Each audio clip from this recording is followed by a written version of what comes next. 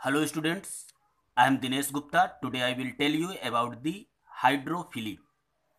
Hydrophily ये क्या होता है? जल परागण। जल परागण में जो पॉलन ग्रेन होंगे वो जल के द्वारा एंथर सैक से स्टिग्मा तक पहुंचेंगे।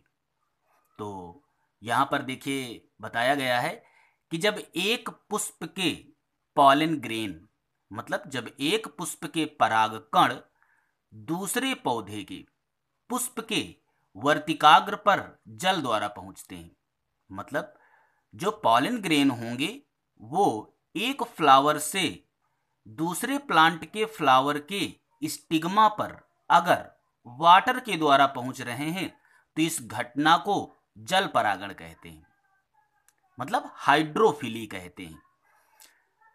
जो पुष्पी पादप होते हैं मतलब एंजियोस्पर्मिक प्लांट जो होते हैं या फ्लावरिंग प्लांट होते हैं उनमें जल द्वारा परागण काफी दुर्लभ है। मतलब ये पॉइंट यहां पर याद रखना कि जल द्वारा परागण काफी दुर्लभ होता है, रेयर कंडीशन में मिलता है, जबकि एयर द्वारा पॉलिनेशन इसकी तुलना में अधिक पाया जाता है।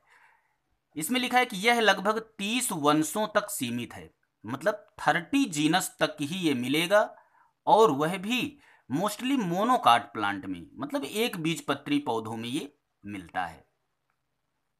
कुछ पॉइंट यहाँ पर और दिए हुए हैं, ये सारे पॉइंट एनसीईआरटी से बिलोंग करते हैं, बड़े गौर से देखना। यह जो है मतलब हाइड्रोफिली शैवाल मीन्स एल्गी, ब्रायोफाइट्स, टेरिडोफाइट्स में अधिक सामान्य है। कुछ एंजियोस्पर्म में भी यह मिलता है, मतलब अगर देखा जाए तो एंजियोस्पर्म में कम है हाइड्रोफिली, इसमें एल्गी में, ब्रायोफाइट्स में, टेरिडोफाइट्स में ज्यादा मिलता है। यहां पर ये एग्जाम्पल लिखे हुए हैं वेलिसनारिया और हाइड्रिला, ये एनसीईआरटी के एग्जाम्पल हैं। वेलिसनारिया और हाइड्रिला ताजे पानी में उगते हैं, मतलब फ्रेश वाटर में उगते हैं, इनमें जल परागण मिलता है। तो ये पूछा जा सकता है एक नंबर में कि वेलिसनारिया और हाइड्रिला ये कैसे पौधे हैं, तो इनमें जल परागण मिलता है। ये स्वच्छ जल में उगने वाले पौधे होते हैं। और वहीं पर ये जोस्टेरा जो है, जोस्टेरा मैरीन एंजियोस्पर्म है, मतलब ये समुद्र में उगता है और इसमें भी जल परागण देखने को मिलता है। तो आप यहां पर गौर करना, ये मैरीन एंजियोस्पर्म है और ये फ्रेश वाटर एंजियोस्पर्म है। तो ये बोर्ड एग्जाम में पूछे जा सकते हैं, तो इन पर गौर करना। देखिए अगर देखें तो एग्जाम्पल बड़े आसानी से याद हो जाएंगे। वेलिस नारिया, ये नारिया यहाँ पर नीर शब्द से इंगित हो रहा है, यहाँ पर नीर शब्द इंगित हो रहा है और नीर शब्द का मतलब पानी होता है, मतलब जल द्वारा परागण वेलिस नारिया में मिलेगा। इसी प्रकार से हाइड्रो माने पानी होता है, आप ऊपर देख सकते हैं ये जल परागण हाइड्रोफिली। तो हाइड्रो माने पानी होता है, मतलब हाइड्रिला में भी हाइड्रोफिली या जल परागण मिलेगा। तो आसानी से आप इसको याद कर सकते हैं। और यहाँ पर जोस्टेरा शब्द दिया हुआ है, जोस्टेरा का मतलब जोश शब्द से है। आपने देखा होगा समुद्र में जोश रहता है, बहुत तेजी तेजी लहरें उत्पन्न होती हैं, तो ये मैरीन एंजियोस्पर्म है, समुद्री एंजियोस्पर्म, और इस पर जल परागण देखने को मिलता है। ठीक, तो ये मैरीन एंजियोस्पर्म है, याद कर लेना। जोस्टेरा कैसा है? मैरीन एंजियोस्पर्म, और हाइड्रोफिली यहाँ पर मिलती है, तो ये भी आसानी से याद हो जाएगा।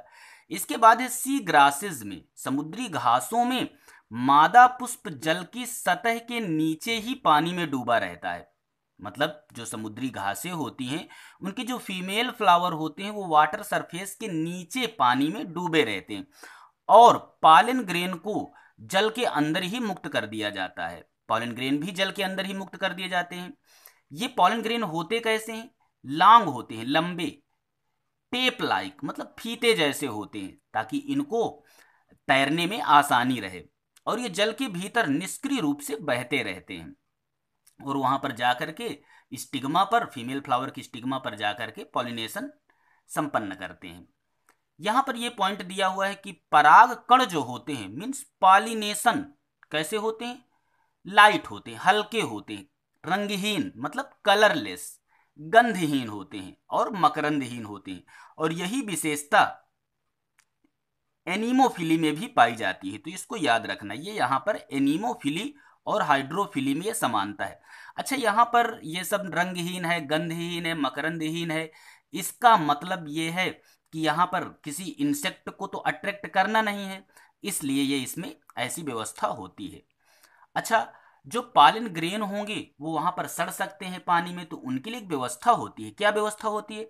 पॉलन ग्रेन के चारों ओर मोम जैसे मतलब वैक्स लाइक पदार्थ की एक कोटिंग होती है, एक तह लगी होती है, जो इन्हें पानी में सड़ने से बचाते हैं। तो याद रखना, पॉलन ग्रेन के चारों ओर वैक्स लाइक सबस्टेंस की कोटिंग होती है, परत चढ़ी होती है, जिससे ये पानी में सड़ते नहीं हैं।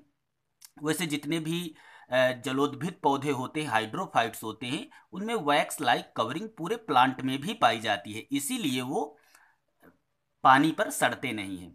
अब यहाँ पर ये कुछ एनसीईआरटी से अलग पॉइंट हैं, ये 2 पॉइंट, और ये तीसरा एनसीईआरटी का पॉइंट है। तो इसको देखिए क्या है।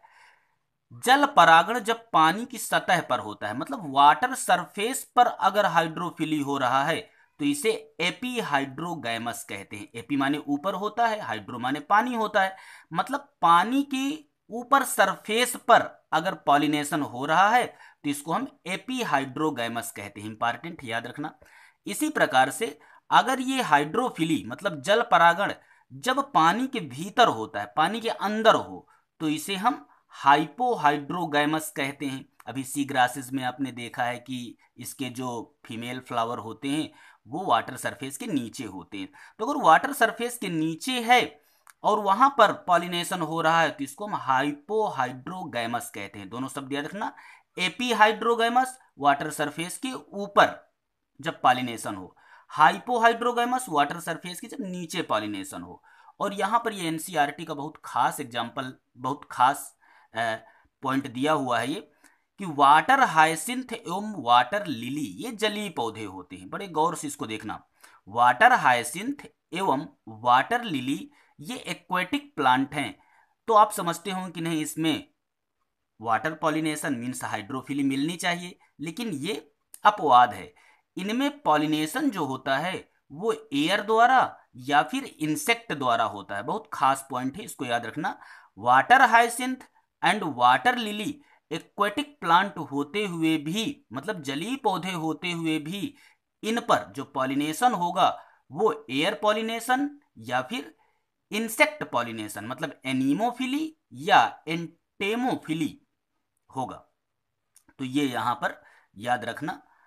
ये हाइड्रोफिली के बारे पर कुछ इंपॉर्टेंट पॉइंट्स थे जो आपके आने वाले एग्जाम के लिए हेल्पफुल हो सकते हैं। अगर आप चाहें तो इसकी स्क्रीनशॉट भी ले सकते हैं ये।